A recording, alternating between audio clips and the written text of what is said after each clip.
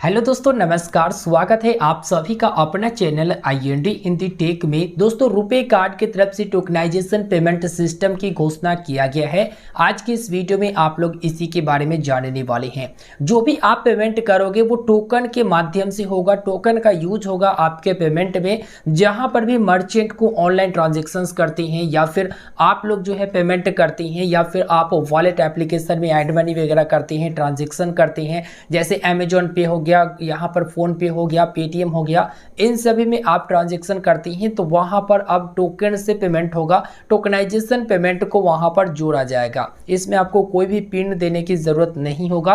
तो चलिए जान लेते हैं। सबसे पहले एक छोटा सा मैंने क्लिप बनाया है जिसमें मैंने आपको अच्छे से जानकारी दिया है। वैसे मैं यहाँ पर जानकारी देता तो ये वीडियो लंबा हो जाता, इसलिए मैंने थोड़ा सा फास्ट में और जो भी जानकारी है कि क्या होता है टोकनाइजेशन पेमेंट, किस तरह के फायदे होते हैं, क्यों ये लागू किया गया है, कौन कौन से बातों को ध्यान रखा जाएगा और किस तरह से पेमेंट होगा, सारा कुछ मैं इस छोटे से क्लिप में आपको बता दिया हूं। अच्छे से समझने का कोशिश करिएगा, ठीक है दोस्तों। वीजा कार्ड की तरह रुपे कार्ड में भी शुरू हो गया टोकनाइजेशन सिस्टम। ट्रांजैक्शंस में मिलेगी फुल प्रूफ सुरक्षा। तो आइए जानते हैं इसके बारे में। National payment corporation of India यानी NPCI ने रुपे कार्ड के लिए टोकन सिस्टम शुरू करने की घोषणा की है।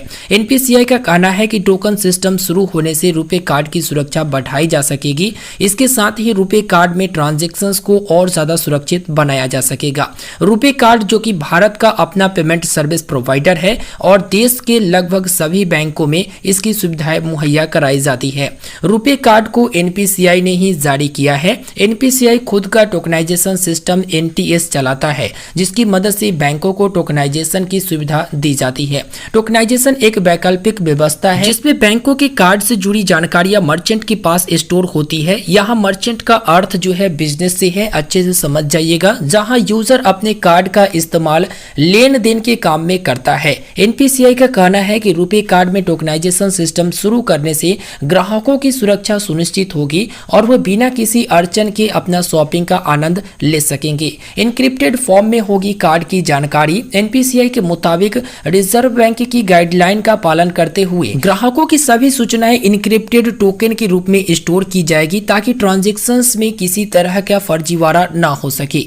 इस टोकन के जरिए ही पेमेंट करने की अनुमति मिलेगी और इसके लिए ग्राहक को कार्ड से जुड़ी कोई जानकारी जैसे कि अकाउंट नंबर, कार्ड नंबर या फिर पिन देने की जरूरत नहीं होगा। टोकन सिस्टम शुरू होने से पेमेंट इंटरमीडियरी कंपनी जैसे मोबाइल वॉलेट जिसमें हो गया पेटीएम, अमेजॉन पे, ये सभी ग्राहकों के कार्ड की डिटेल स्टोर नहीं कर पाएगी। इसके साथ ही मैं आपको बता दूं कि अब नहीं देना होगा कोई भी पिन ट्रांजेक्शंस के लिए। NTS शुरू होने के बाद बैंक एग्रीगेटर, मर्चेंट या अन्य पेमेंट सर्विस प्रोवाइडर NPCI से सर्टिफाई हो जाएंगे और वे कार्ड की डिटेल स्टोर करने के बदले टोकन ही सेव कर सकेंगे। सभी मर्चेंट किसी अगले ट्रांजैक्शंस के लिए रुपे कंज्यूमर का टोकन रेफरेंस ऑन फाइल यानी कि TROF का इस्तेमाल करेंगे। जैसे ही कोई ग्राहक अपना रुपे कार्ड ट्रांजैक्शंस के लिए देगा, कंपनियां उनके टोकन रेफरेंस के आधार पर लेन देन को पूरा करेंगे। यह पूरी सिस्टम फुल प्रूफ होगा। इसमें कस्टमर की कोई संवेदनशील जानकारी लीक नहीं होगी।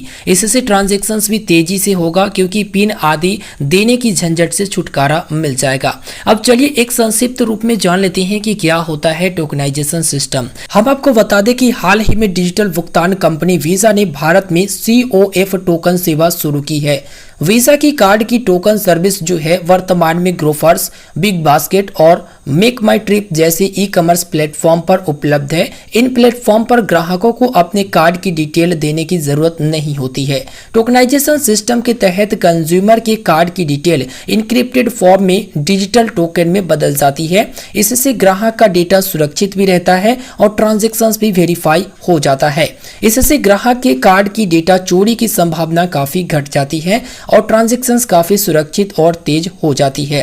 अभी हाल ही में रिजर्व बैंक ऑफ इंडिया ने साइबर अटैक और डेटा चोरी की घटनाओं को ध्यान में रखते हुए एक गाइडलाइन जारी की थी। इसके मुताबिक कोई भी ई-कॉमर्स कंपनी या ऑनलाइन कंपनी ग्राहक की कार्ड डेटा को सेव नहीं कर सकेगा। इसका फायदा यह होगा कि ग्राहक को हर बार ट्रांजैक्शंस के दौरान कार्ड डिटेल भरने की जरूरत होगी। इसके लिए टोकनाइजेशन कॉन्सेप्ट को लागू किया गया। वीजा पहली कार्ड इशू करने वाली कंपनी है जिसने टोकनाइजेशन को लेकर यह कदम उठाया है। तो दोस्तों फाइनली आप लोगों ने वीडियो देख लिया, आपको अच्छे से समझ में आ ही गया होगा। फिर भी मैं थोड़ा सा आपको जानकारी दे देता हूं। बेसिकली टोकनाइजेशन पेमेंट होता क्या है, इसे आप थोड़ा सा स्पष्टि से समझिए कि ये कैसे पेमेंट करना होता है। जैसे फोन पे हो गया, गूगल पे हो गया, या फिर अमेजोन पे हो गया, या फिर कोई और मर्चेंट हो गया, जैसे यहाँ पर फ्लिपकार्ट के बारे में बात करें, या फिर कोई और मर्चेंट हो गया, तो अगर वहां पर टोकनाइजेशन पेमेंट को जोड़ा जाएगा तो इन सभी को अप्रूवल देगा कौन? एनपीसीआई। ठीक है, एनपीसीआई अप्रूवल देगा और उसके बाद एक टोकन जनरेट होगा जब कभी भी आप ट्रांजैक्शन करोगे। जैसे वीजा कार्ड वाला में मैंने आपको बताया कि भाई 3 जगह अभी उपलब्ध है, तो 3 जगह ये काम करेगा, उसके बाद नहीं करेगा अलग। तो इसी प्रकार से धीरे धीरे जितने भी है, जैसे पेटीएम हो गया, यहाँ पर मोबीक्विक हो गया, या फिर फोन पे हो गया, या फिर अमेजोन पे हो गया, इन सभी को अप्रूवल देगा एनपीसीआई, क्योंकि वहां पर रुपे कार्ड पर टोकनाइजेशन सिस्टम उनको लगानी है। तो मेरा कार्ड का डिटेल रहेगा वो इनक्रिप्टेड रहेगा। इनक्रिप्टेड मतलब तो समझते ही होंगे, जैसे क्या होता है कि अगर आप लोग हाई लिखकर मैसेज कर देते हैं तो कुछ लिखा जाता है और उसका मतलब हो जाता है हाई। तो ये होता है इनक्रिप्टेड, जिसे कोई रीड नहीं कर सकता, कोई एक्सेस नहीं कर सकता।